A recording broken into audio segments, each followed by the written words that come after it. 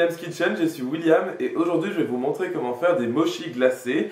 Oui, ça change de mes recettes habituelles américaines, mais je vais tout simplement vous montrer comment faire ça puisque j'adore les mochis, c'est vraiment trop bon.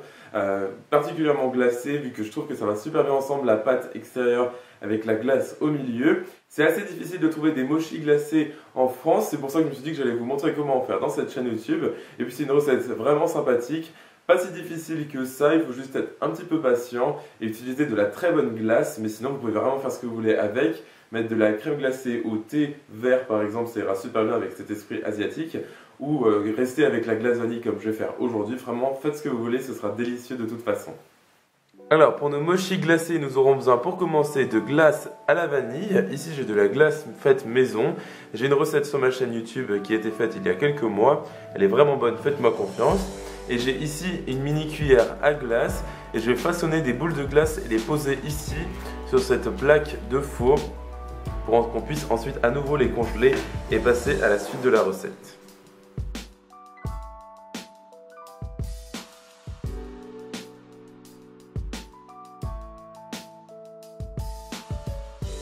Voilà, très bien, donc j'ai fait 12 boules et maintenant je vais les mettre au congélateur pendant toute la suite de la recette et je les sortirai au dernier moment. Donc maintenant que j'ai fait mes petites boules de glace à la vanille, on va passer à la partie gluante et à la partie amusante de cette recette. Et pour cela, j'ai de la farine de riz gluant. C'est vraiment important que vous preniez ce type de farine, c'est vraiment particulier et c'est ça qui fait la recette. Donc c'est de la farine de riz gluant, surtout pas de la farine de riz normale. Et vous trouvez ça dans une sorte d'épicerie asiatique par exemple, ils en ont forcément, ou dans certains magasins bio. Mais vraiment, je vous conseille d'aller dans une épicerie asiatique, vous serez sûr d'en trouver. En tout cas, moi j'en ai trouvé très facilement. Ici, j'ai de l'eau et enfin du sucre blanc, peu importe. Voilà, c'est juste pour ajouter un petit peu de douceur à nos mochis. Alors, pour l'instant, la recette est très simple puisque je vais tout simplement mettre mon eau dans un bol qui va au micro-ondes. Je vais ajouter mon sucre. Je mélange avec une maryse pour dissoudre le sucre pendant même pas 10 secondes. Voilà, et maintenant je vais tout simplement ajouter ma farine de riz gluant dans ma préparation tout en mélangeant à la maryse.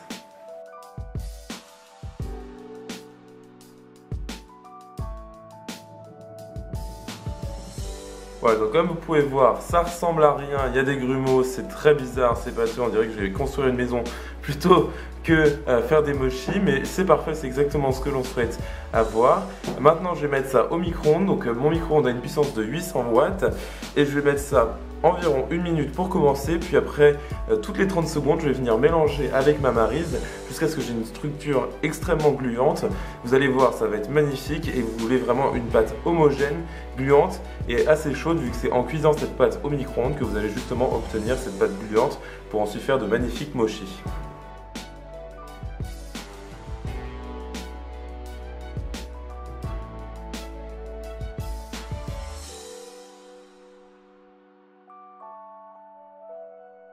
Alors j'ai ici ma pâte à mochi qui est magnifiquement gluante, plus elle refroidit, plus elle devient gluante et c'est génial. Elle est encore un peu tiède, c'est parfait pour travailler justement avec. Je l'ai fait cuire au total 2 minutes 30 je dirais. Et voilà, vraiment faites-le en fonction de votre micro-ondes et de sa puissance. Il faut surtout que vous ayez une pâte très gluante comme ça, qui soit assez compacte. Si jamais vous la goûtez, vous ne devez pas avoir le goût de farine. C'est vraiment un signe que votre pâte est prête. Je commence par mettre de la maïzena sur mon plan de travail car cette pâte est très collante, donc je vous conseille de vraiment utiliser beaucoup de maïzena sur votre plan de travail.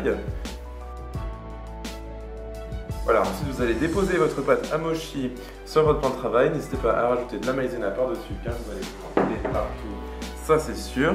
Et ensuite vous allez la travailler, c'est vraiment génial, franchement la texture est juste extraordinaire, ça fait trop plaisir. Et vous allez travailler ça à la main et vous allez l'étaler avec un rouleau à pâtisserie sur une épaisseur d'environ 3 à 4 mm.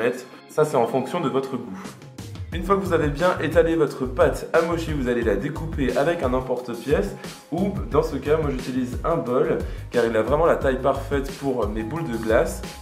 Et ensuite vous allez mettre chaque disque de pâte dans du film alimentaire préalablement découpé. Prévoyez une sorte de rectangle de film alimentaire pour chaque mochi, c'est vraiment pratique pour les conserver ensuite au congélateur.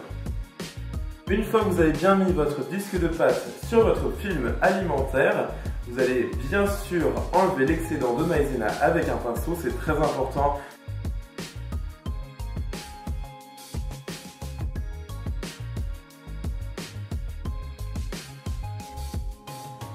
Ensuite, je dépose une boule de glace au centre de chaque mochi. N'hésitez pas à mettre un petit peu d'eau avec un pinceau si jamais votre pâte n'est pas assez collante pour pouvoir refermer votre mochi bien hermétiquement. Et ensuite, il suffit de refermer le tout en, pourquoi pas, enlevant l'excédent de pâte à mochi si jamais il y en a trop. Et vous refermez le film alimentaire et vous pouvez ensuite mettre vos mochis au congélateur pendant environ 2 heures pour ensuite les consommer. Alors, j'ai ici 3 mochis puisque je vais en manger que 3. Bon, on va être honnête, ils sont pas aussi parfaits que si vous les mangiez chez Sushi Shop. Je vais y arriver, mais franchement, c'est super beau.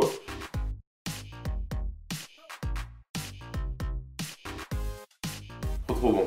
La pâte a un goût, mais vraiment super bon. Moi, ça me rappelle vraiment les boules de coco, en tout cas la pâte à l'extérieur.